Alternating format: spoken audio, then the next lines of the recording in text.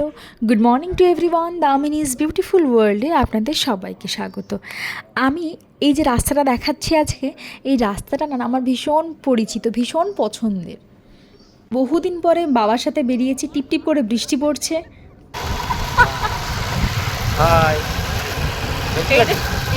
এই বিশেষ ধরনের হেলমেটটা দারুণ।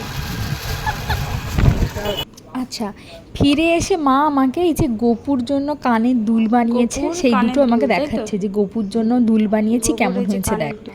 আর গোপুর দুলের সাথে সাথে এখানে রয়েছে গোপুর পায়ের মল। তো ছোট ছোট দুটো মল দেখেই হাসি পাচ্ছে। যাই হোক, গোপুকে কিন্তু সন্ধে দেখানোর পরে মা এবার মল দুটো আর কানের দুল দুটোকে পরিয়ে দেবে।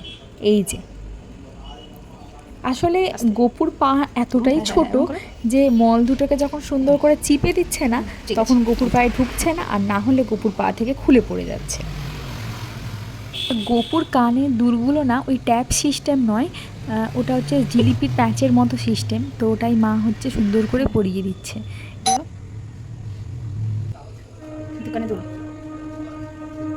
তারপরেই কিন্তু চলে এসেছি কিচেনে একেবারে কষা কষা চিকেন বানাতে। তার কারণ হলো, আমি আজকে বাড়িতে এসেছি আর চিকেন হবে না সেটা তো হয় না। বড় চিকেনের লেগ পিস খেতে পারবো? সত্যি বলছি মা, হেভি, বিশ্বাস করো, বহুদিন পর এরকম একটা চিকেন খাচ্ছি। যাওয়ার দিন এরকম মশলার টেস্ট না কেন কি জানি অন্য কোথাও হয় না।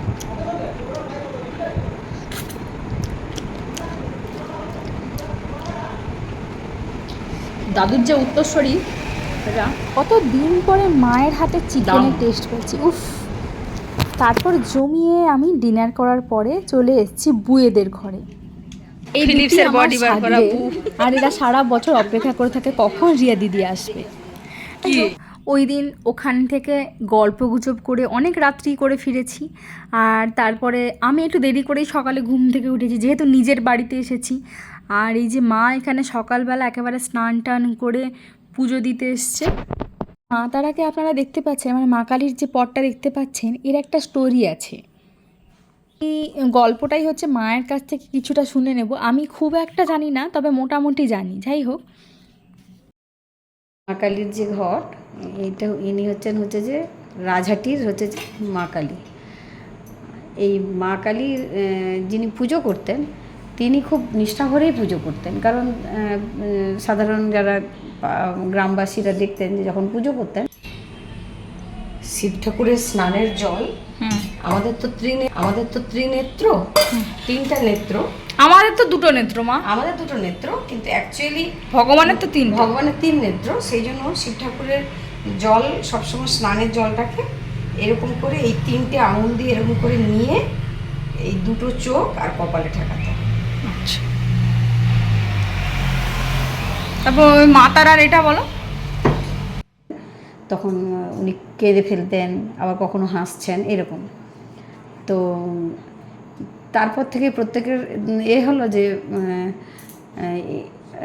কারোর কিছু অসুবিধে হলে ওই ঠাকুরমশাইকে এসেই বলতেন, এবং ঠাকুরমশাই যখন বলতেন যে যা তুই চলে যা, তোর ঠিক হয়ে যাবে, দেখতো মানুষের মানে ফলেও যেত, উপকৃত হয়ে যেত।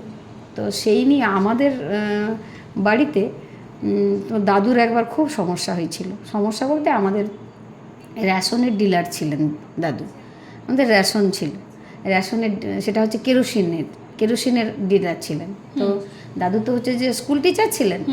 তো দাদু হচ্ছে যে কিছু কর্মচারী রেখে কাজটা করাতেন। এবার তারা কিছু হচ্ছে যে খাতাপত্র ওগুলো ঠিকঠাক করে করতে হয়, মেনটেন্স করতে হয়।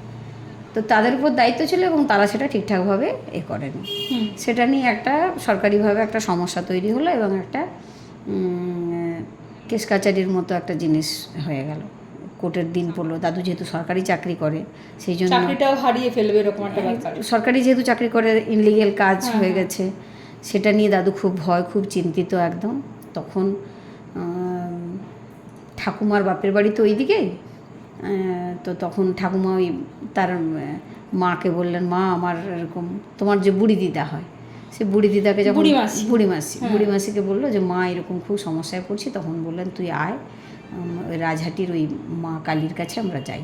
বলে ওই রাজহাটির মা কালীর কাছে গিয়ে ওই পুরোহিতকে বললেন, পুরোহিত ধ্যানে বসলেন, ধ্যানে বসে বললেন, যা বেটি কিচ্ছু হবে না, কোনো সমস্যা হবে না, হ্যাঁ তোরা তো সৎভাবেই কাজটা করার চেষ্টা করেছিস, কিন্তু অন্য লোক যাদেরকে দিয়ে কাজ করিয়েছিস তারা হয়তো ঠিকঠাকভাবে কাজটা করেনি, তো তোর কোনো সমস্যা হবে না, যা তোর ঠিক হয়ে যাবে, তবে তুই এখান থেকে আমার ঘট স্থাপন করে নিয়ে যা, আর এই ঘর তুই প্রতিদিন এতে ফুল বেলপাতা দিবি, আর শনিবার বা মঙ্গলবার এই ঘটকে মানে প্রতি শনিবার বা মঙ্গলবার ওই ঘরটাকে ওই জলটা ফেলে দিয়ে আবার নতুন করে জল ভরে আবার সিঁদুর লাগিয়ে আবার স্থাপন, প্রতি শনিবার বা মঙ্গলবার যে কোনো একটা দিন এই ঘটকে আবার স্থাপন করবি।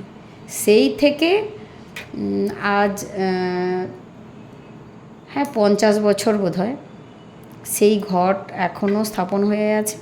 এবং আমরা যখন ও বাড়ি থেকে, পুরনো বাড়ি থেকে যখন চলে আসি, তখন যেহেতু ঠাকুমা পুজো করতেন প্রথম থেকেই, সেহেতু ঠাকুমা আমাদের সঙ্গে যখন এলেন সব আমাদের সঙ্গে নিয়ে আসা, সেই থেকে আজও আমিও পুজো করে চলেছি। এতক্ষণ তো শুনলেন আমাদের বাড়ির মা কালীর ঘটের গল্প, ভীষণ জাগ্রত। আর এখন আমি কিন্তু শুয়ে শুয়ে বৃষ্টি এনজয় করছি, নিজের রুম থেকে, নিজের বাড়িতে থেকে বৃষ্টি উপভোগ করার যে মজাটা, সেটা বলে বোঝা যায় না। আর তারপরে এই যে গরম গরম লুচি চলে এসছে, লুচি হয়েছে অ্যাকচুয়ালি জামাইয়ের জন্য।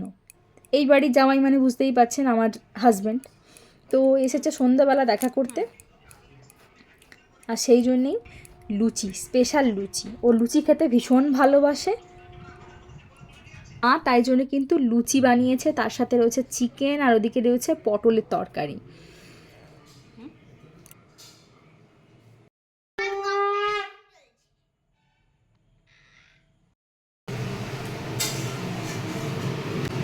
ওমা কি রান্না হচ্ছে? ওমা এই যে একটু চিকেন হচ্ছে, সন্ধ্যাবেলায় জামাই যে কি খাবে সেটাই তো জানি না। আমার জন্য নয়, সেই দুজনের জন্যই চিকেন, একটু আলু ভাজা, একটু মিষ্টি, আলু ভাজা রেডি আর প্লেটে একদম। আলু ভাজাটা দেখেই কিন্তু লোভ লাগছে। চিকেন, মিষ্টি আর নান হবে, তাই তো? স্পেশাল নান। কালকে আবার চলে যাবে, এটা হচ্ছে বাটার নান হবে না, এবারে ঘি নান হবে মা। তাই তো তাই আমার নিজের বানানো গাওয়া ঘি, মাখন থেকে তৈরি করা, সেই জন্য হয়ে গেছে। এবার কিন্তু বানিয়ে নিচ্ছে নান।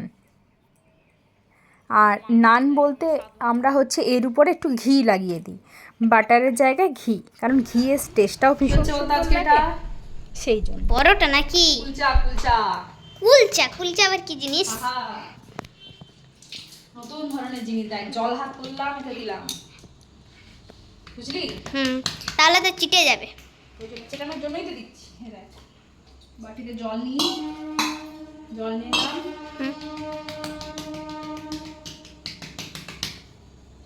বুঝলি? বানাচ্ছিল নান। আমি মাকে বললাম দেখি এরকমভাবে অনেকেই কুলচা বানায়, তা আমিও একবার ট্রাই করে দেখি কেমন হয়।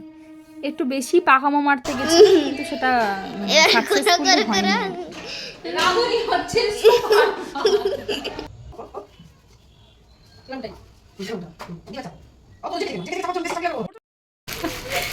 কি বলছিস? জামাই ঘর যাবে। খাওয়া দাওয়া করে তারপরে কিন্তু আমরা এগোচ্ছি বাড়ির উদ্দেশ্যে, মানে শ্বশুর বাড়ির উদ্দেশ্যে। এখানে সব প্রণাম পর্ব চলছে, প্রণাম পর্ব চলার পরে তারপরে আমরা বাড়ির উদ্দেশ্যে রওনা দেব। আমার আজকের ব্লগটা কিন্তু এতটাই। ভালো লেগে থাকলে লাইক, শেয়ার, কমেন্ট করে দেবেন, আর নতুন হয়ে থাকলে প্লিজ সাবস্ক্রাইব করে দেবেন আমার চ্যানেলটিকে। দেখা হচ্ছে নেক্সট ভিডিওতে। আজকের জন্য টাটা সবাই।